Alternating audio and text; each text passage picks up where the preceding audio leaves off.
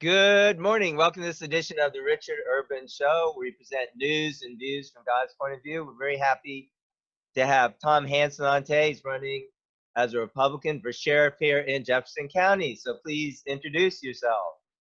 Good morning. I'm Tom Hansen. I'm a Republican candidate for nominee for sheriff of Jefferson County. I'm the only candidate running for sheriff that's 20 years of law enforcement experience, specifically in Jefferson County and specifically with the Jefferson County Sheriff's Office. Okie doke. All right. So what are the main things, or three main things you'd like to accomplish? Like, what made you decide to run for sheriff? What are you looking to bring to the department? You mentioned your experience, but what would be your other plans? Well, sir, one of the things I noticed is the morale of the department has gone down very badly, and I want to reinstill the morale. I also want to reinstill the faith in the sheriff's office for the citizens. I talked to some yesterday that said, we never see the police, and I want to change that. I want them to be seen, I want them to be heard, and I want them to be noticed. And I want them to know that the Sheriff's Office of Jefferson County, the largest police agency in the county, is there to protect them. I also want to try to get more manpower for the department, both administrative and sworn. When I came on the department in 1995, I was Unit 50. The sheriff was Unit 40. That meant there were 9 other deputies, because Unit 41 wasn't there, that were on the streets. And when I went to work a midnight shift, sometimes at 2 o'clock in the morning, I was the only policeman on in the county. There weren't any troopers out. There weren't any municipality officers out, just me. So I know what it's like to be short of manpower. So I want to try to increase that and make sure that changes. And Okay. lastly, I want to make sure that the communications with the sheriff's office is open to the public, that people can come talk to me, or and know that the sheriff's office will be responsive to their needs, their requirements, or their wants. Okay.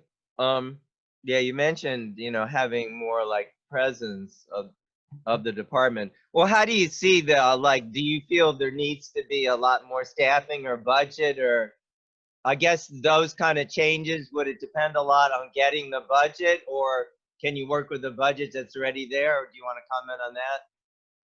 Well, yeah, right now, because of the coronavirus, a pandemic, you want to call it, I'm quite sure it's going to be a shortage of fiscal availability, because the county hasn't gotten any casino money in 70 plus 80 days now, and they haven't gotten, they're just now starting to get hotel occupancy taxes again. So it's going to be tough for a while, but I'm quite sure that there are other ways to obtain money. There's federal grants, there's something called COPS grants, which is for hiring of manpower, but you have to get the county to go along with it, because after 3 years, the county has to accept the deputy's salary fully, things like that. But there needs to be ways to sit down with the county commission and work out so that there's more manpower and more equipment, because you can't just hire somebody. You got to do. It takes a lot of money to equip a deputy. Okay. How much more staffing do you think is needed? The Department of Justice says there should be one man, minimum of one man for every 1,500 residents. The U.S. The Census Bureau says we have right now about 59,000 people. I think it's a little over 60, because we do have transient population, people that work at the racetrack in the Barnes area, people work at the university. They're not residents here, but they live here. And so I'm quite sure it's over 60,000 people in the county. That means we should have 45 deputies right now. We have approximately 35. I think there's 20 working the streets, and then there's another 15 either in investigations or in headquarters. So at least another 10, probably closer to 15. That's the minimum staffing, one for every 1,500 residents. Virginia's deputies are one for every 1,000 residents. So by that, we should have 60 deputies in Jefferson County. Okay. Do you know what percentage of the budget goes toward the tax department? Because that's a major function of the sheriff's office, right? Collect property taxes. Yes, sir. The budget itself, I can't tell you exactly how much goes to it. I used to be able to tell you to the minute because I used to help write their budget. But it's the major amount of the county's budget for the sheriff's office goes to the law enforcement side. But the chief tax deputy, who I have a great working relationship with, I've known for years, is able to keep everything on track. So as far as the exactly how much they get now, I couldn't tell you. Again, I've been out of the retired for 5 years, but Okay. believe me, the tax office is a very important part of the sheriff's office, and myself and the chief tax deputy will be working hand in hand to make sure everything's working fine there. Okay. All right. Well, one thing I wanted to ask you is your opinion on. I know you mentioned you're a strong supporter of the Second Amendment rights. So I Yes. assume that means, well, you tell me, like if there's so-called red flag laws, which I know we don't anticipate here in West Virginia, but or that kind of thing. But it's come up obviously in Virginia. Would you enforce those kind of edicts or not enforce them if they're My not like constitutional? Well, let me explain something to you, Mr. Urban. Uh, I'm also retired military. Between my military career and my law enforcement career, I've taken my oath to sworn to the oath to uphold the Constitution probably about 15 times. The Constitution is very important to me. And anything that's unconstitutional or close to being unconstitutional, I would not have my men enforce. If there's adjudication, if the individual has been deemed a threat and has been adjudicated in front of a court, not just a hearing in front of a judge that somebody swears that he's violent or whatever, that will enforce that. But if it's been adjudicated in front of the courts. To give you an example, a law enforcement officer was involved in an incident and had to take deadly force on a subject. The mother went into court and lied, saying she was a member of his family, and felt as though he was a threat because he had guns. And it wasn't only because the sheriff of that county went, I know this man, and this is wrong, and I don't know who this person is, but the judge had already signed the paperwork. Wow. That's unconstitutional to take your Second Amendment rights away for things like that. Okay, that's clear. To change the topic a little, but related, like with the current COVID-19 situation, with many different what do you say, executive orders from the governor, and some of Mm-hmm. them, we see come down to our county. I've noticed like even kind of crazy stuff. Like I noticed, the park's closed, and, and there's no park benches in Moulton Park. Is like what I'm trying to say is, so those kind of orders, like I mean, theoretically, I suppose, like I was in Moulton Park on Memorial Day, and there are many people there. I suppose if the officers want to take it to extreme, they could arrest someone. Hey, why are you in the park? It's closed. Or what about orders like that? Would you enforce Well, those kind of things? can I make an observation, sir? Yes, It's the sir. same thing. It's the same thing with the mail-in ballots. Okay, we can go to Walmart, we can go to Costco in Frederick or Winchester, or we can go to Sam's Club in Hagerstown or Frederick. We can go to any store we want in the area with a mask on, but we can't go to a park. We can't go to the courts and have ballots because they felt as though they were afraid. But you'll go to Walmart. Right. It's ridiculous. You know, Okay. Yeah, no, okay. that's clear. I just wanted to know what you were thinking on that. I mean, we Yeah, know it's not necessarily right here, but there's been things like that happening across the country, crazy things, people went to I the beach, understand. whatever. And I guess a lot of it is, and only my observation of seeing incidents, I haven't seen a lot of sheriff's office deputies doing it because, again, the sheriffs are constitutional officers. Sheriffs are officers that are work for somebody elected by the people. A lot of them were enforced by police departments, and the chiefs work for the mayor, and they work at the will and pleasure of the mayor. So if the chief says no, I'm not enforcing that, guess what? The mayor can say, okay, you're suspended. You're my deputy chief, kind of thing. And so I can understand that. But no, to send somebody to a park because somebody's there with his or her family to enforce some law that is ridiculous, no, I wouldn't do that. Okay, that's clear. Yeah, I mean, of course there's the other examples of the on the side of the businesses. I know there were some businesses that were asked to, I guess, close down. I understand, like the shooting range, and the golf course. Or what do you think Yeah. about that? I think the current sheriff overstepped his authority. All he had to go in and says, okay, they're not being socially distanced. Okay, go in, make sure that you got one cart per person for right now, and it may cost you a little more money in gas, but at least your people are open. You don't close down something; you give them an alternative. You walk in and say, okay, listen, you're not adhering to the quote unquote social distancing, so you got to do this. You got to have one cart per player, which they do now.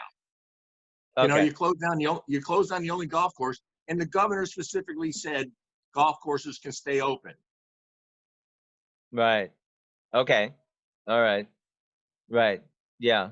Again, we've seen those kind of things happen, some locally, but throughout the country. Yeah. I think you mentioned, like, on your website, of course you're concerned, as we all are, about like the opioid situation or the drug enforcement, or, well, the Right. whole situation. Do you have any specific ideas about that? Like what you could do maybe that's different or that's not being done, or in general? Like I said on my website, Jefferson County is not an island. We're not an oasis. We're surrounded. All right. And most of our opioids come from Maryland, Baltimore, be specific. What I want to do is I want to appoint and sit down with the sheriffs of Loudoun and Clark and Washington and Frederick and Berkeley County, either all together or separately, try to get a meeting with all of them and set up a liaison system where if, say, Loudoun County Sheriff's Office doing a checkpoint on the county state line on 340, then we'll do one up on Route 9 and at the on coming into Route 9, so that we try to work with and also do the same thing. So we're not only cutting off one exit, so people coming in one way go, oh, can't go that way. I'll go up Harpers Ferry Road and come in to the county that way. We can start working together. Same thing with Clark County. If Clark County wants and try to get something that, okay, all three of our departments are going to do a checkpoint at the county line, so that people are going to you're going to start catching them. And So, well, how would that work? Like you would stop all vehicles, or how does that work? well, it'd be like a road check, like we'd have to go through the policy like we would for a DUI check. But the point is, like, do a checkpoint. License, registration, have a nice day. But the point being is, if they're leaving the county or coming into the county, it happens. And so if they're like I said, we put it in the paper that there's going to be a checkpoint on these days, like we have to be required to, and then we set something up in conjunction with one of the other sister agencies. Same thing with if they're going to do a sweep of something, or they've got investigation that leads us to Jefferson County. I don't want them just working there and say, okay, that's Jefferson County. We want a point of contact in our agency that they can reach out to, say, listen, we're seeing this in your area, and this is the individual is running between our county and your county and dealing drugs or whatever, so that we can fight that also. There needs to be a point of contact all the time so that they can reach out and say, this is who I need to talk to. Okay. I think one other thing you mentioned in your materials is about, like, community liaison, or improving the respect for the community of the law enforcement, I guess, and vice versa. Could you want to comment on that? Well, like I said in the beginning, sir, I think the county feels as though they never see the sheriff's office. They never see a deputy. And that's because they are not out there patrolling. They're not out there saying, but then again, sometimes they are patrolling and they're just not seen. But the deputies need to be out. The deputies need to be nearby, and if it's, you stop by and wave somebody, they're able to be. It's all visibility. It's all perception. If you perceive there's no deputies out there, then there isn't. But you have to be out there to be seen, and you have to be patrolling. We've had in the sheriff's office years ago established the patrol areas, depending on how many deputies there are. So I want to put a deputy in the patrol areas, depending on how many. If there's 5 out for the shift, or there's 4 out for the shift, or there's 3, so that they're out there patrolling, and they're out there working, and they're out and getting the respect of the community. Okay, that's fair enough. So one thing, what would you say, or what do you think about this point? Like, I think I was talking to Mr. Harris. He's mentioning that, okay, you've been on the force for, I believe, 20 years previously. Yep. So now, you'd like to be the sheriff. And so why would this be a better time than when you're on before to make changes? I guess what it's saying is, like, could have you already made some changes, or was enough done then? Or I don't know if I'm making sense. Anyway, You are. And what I want to say about that, Mr. Urban, is that I can be the number 2 or the number 3 man in the department, and I can bring a suggestion to the sheriff. Unless the sheriff wants to do it, guess what? It doesn't get done. Right. Okay. It doesn't matter Okay. what rank I have. At one time, like I said, at one time I was the number 2 man in the department. One time I was the number 3 man in the department. But if I come in with a suggestion to the sheriff, who is the man, and the sheriff says, no, I don't want to do that, guess what? It doesn't get done. Right. Okay. So makes sense. It doesn't matter how many times I can bring something to want to make changes, and I did make changes. But the point is that, again, I'm always, you're not the number 1 man, so you're not making that final suggestion, that final decision. Okay. All right. That makes sense.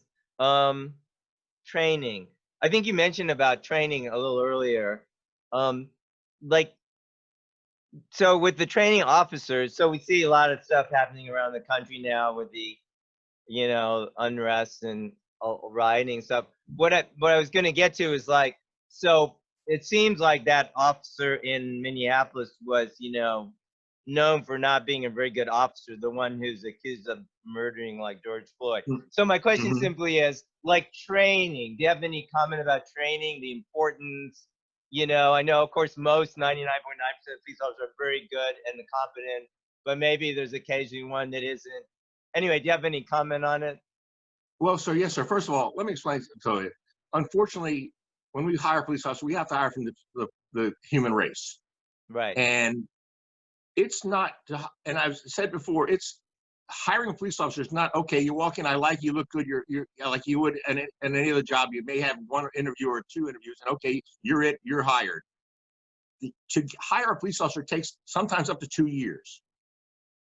There is a written test, there's a physical agility test, there is a polygraph test, there's psychological evaluation, there's a psychological test, there's a psychological interview, there's a background investigation, there's a medical evaluation, there's and then before that, there's an academy training, and then there's 6 months of field training officer training where they're riding around with a seasoned officer.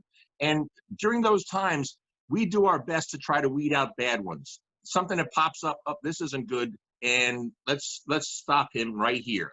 But sometimes they slip through the cracks. Now, this one's been brought up on charges numerous times, and I understand, and I don't know the where's all and what all of the charges, but according to what I've read, at that time, Attorney General or the prosecuting attorney didn't want to prosecute him or deal with him, so he stayed on the force.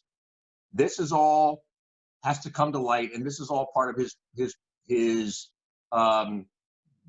jacket, as I say to speak. Everything that happens to an officer in his career, and so because of that, the agencies didn't take the proper steps to try to eliminate this this problem from their agency. And he's been on 19 years.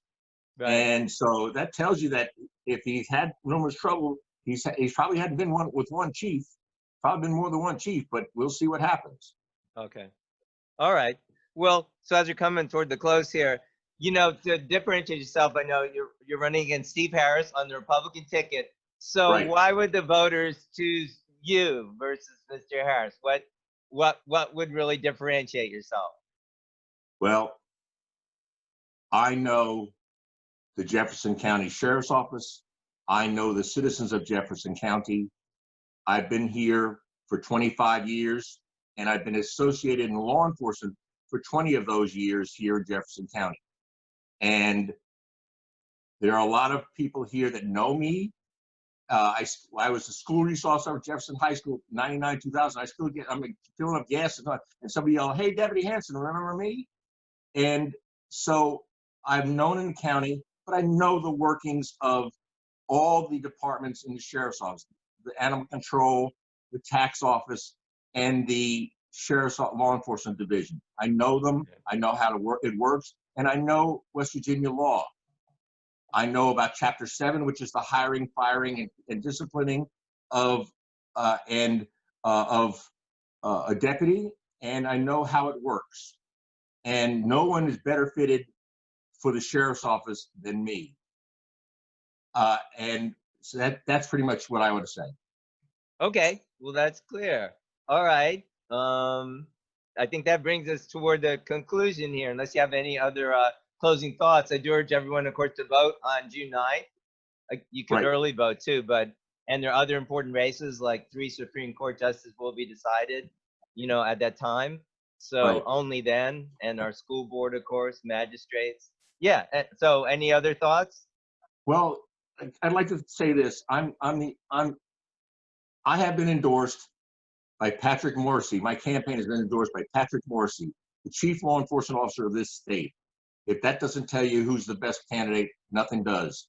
And I've also been endorsed by the Tea Party, the We the People of West Virginia. And that tells you that I'm conservative. So I think those 2 points right there will tell you that I'm the best candidate. All right. Okay. Well, thank you very much for joining us today. I appreciate it. I'm Thank you, your host. sir. Yes, I'm your host, Richard Urban, coming to Historic Harpers Ferry. And thank you, and we will see you next time.